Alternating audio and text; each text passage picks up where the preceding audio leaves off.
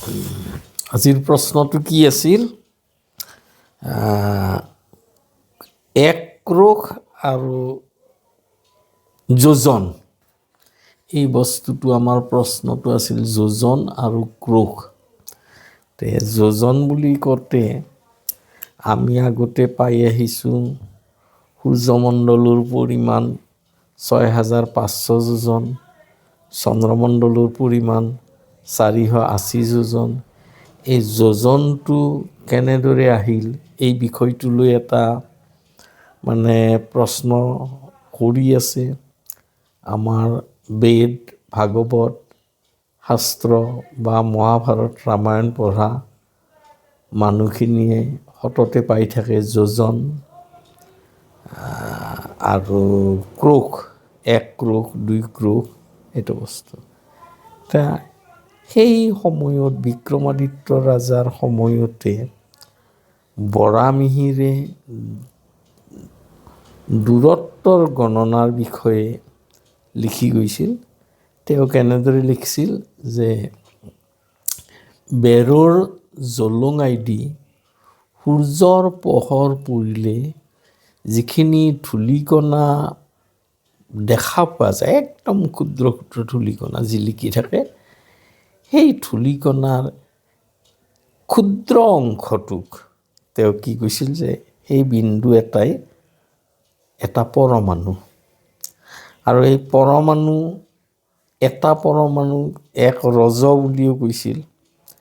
ঠিক তেনেদৰে মানুহৰ চুলিৰ আগ একেবাৰে সৰু সৰু অংশ আঠোটা লগ লাগি, অৰ্থাৎ 8 কেশাগ্ৰ লগ লাগি এটা কি কৈছিল, এইটোক লিখা বুলি কৈছিল। অৰ্থাৎ মূৰৰ চুলিত থকা অকণিৰ ডিম্ব, ডিম্ব মানে ডিমা, তাক কি কৈছিল যে 8টা কেশাগ্ৰ মিলি এটা লিখা। ঠিক তেনেদৰে 8টা লিখা লগ লাগি এটা অকণি হৈছিল বা এক যুগ। 8টা যুগ লগ লাগি এটা জৱধান হৈছিল। জৱধানৰ পৰিমাণ যিখিনি 8 যুগ লগ লাগি। ঠিক তেনেদৰে 8টা জৱ লগ লাগি এক আঙুল।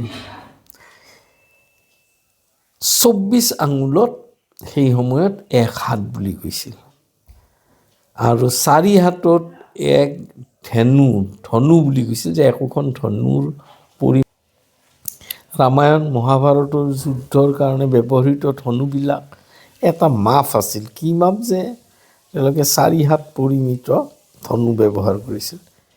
ঠিক তেনেদৰে 40 ধনু লগ লাগি এক নল হৈছিল, নল বা তাঁৰ। সেই সময়ত মাটি জোখ মাখ কৰোঁতে নল বা তাঁৰ ব্যৱহাৰ কৰিছিল। এই নল বা তাঁৰ পৰিমাণ কি আছিল যে 40 হাত লগ লাগি এক নল, আৰু সেনেদৰে আড়াই নলত 1 বিঘা, এই জোখ মাখ তেওঁলোকে কৰিছিল। তাৰে পিছত তেনেকুৱা 25 নল লগ লাগি 1 ক্ৰোশ হৈছিল। 1 ক্ৰোশ মানে 25 নল, অৰ্থাৎ 25 পূৰণ আমাৰ 40, গোটেই মিলি 4000 হাত হয়।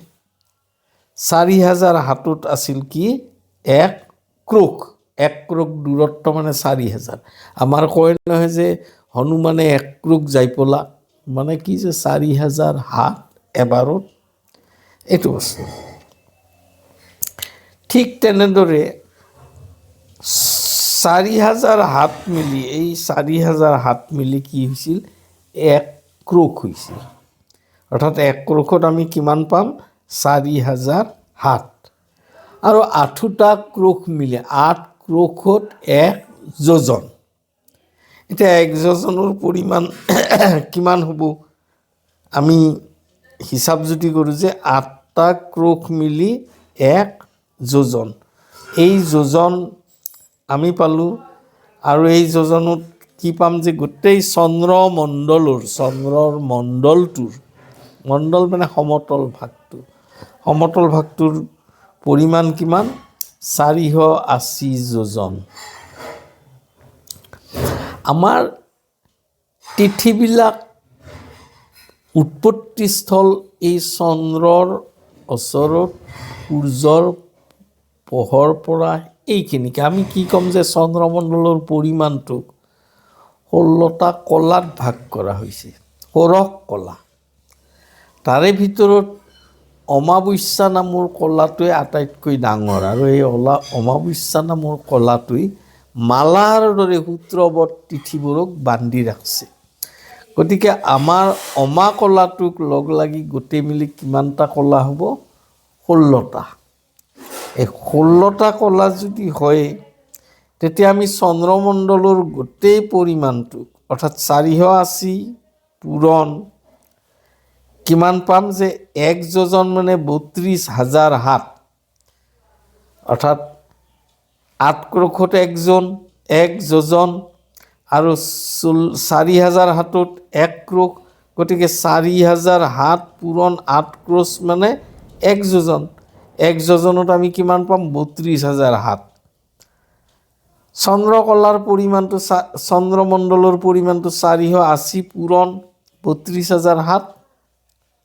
যি হিচাপলৈ সেইমতে হাত ওলব। এতিয়া আহিল চন্দ্ৰকলাটোক যদি চন্দ্ৰমণ্ডলটোক যদি 16টা কলাই দি বিভক্ত কৰোঁ, অৰ্থাৎ 480 যোজন হৰণ 16, কিমান পাম আমি? 30 পাম। এই 30টাকে আমি প্ৰতিপদৰ পৰা তিথি গণনা কৰোঁ। প্ৰতিপদৰ পৰা একেবাৰে পূৰ্ণিমা পৰ্যন্ত 15টা তিথি, নেক্সট কৃষ্ণপক্ষৰ 15টা তিথি, দৌপক্ষ মিলি কেইটা তিথি হ'ল? 30টা তিথি। কাৰ দ্বাৰাই বিভক্ত হ'ল? যে চন্দ্ৰমণ্ডলৰ পৰিমাণটোক চন্দ্ৰৰ ষোড়শ কলাই দি ভাগ কৰা হ'ল। ভাগ কৰাৰ ফলত আমি তিথিবিলাক পাওঁ। তিথিৰ অৱশ্যে এই হিচাপটো যদিও ভাগ কৰি আমি ল'লোঁ যে 30টা তিথি আহিল, তিথিৰ আৰু পৰিমাণ আছে। কোনোবাটো তিথি 2 ঘণ্টা ডাঙৰ হয়, কোনোবাটো তিথি 2 ঘণ্টা কম হয়, এটা মানে হিচাপ আছে। এইটো অংক অৱশ্যে বেলেগ। গতিকে তিথিৰ পৰিমাণটো হ্ৰাস বৃদ্ধি হয়। আমি এতিয়া আমাৰ প্ৰশ্নটো আছিল কি যে যোজন আৰু ক্ৰোশ কাক বোলে? এই প্ৰশ্নটোৰ উত্তৰ এইখিনিয়ে। ধন্যবাদ।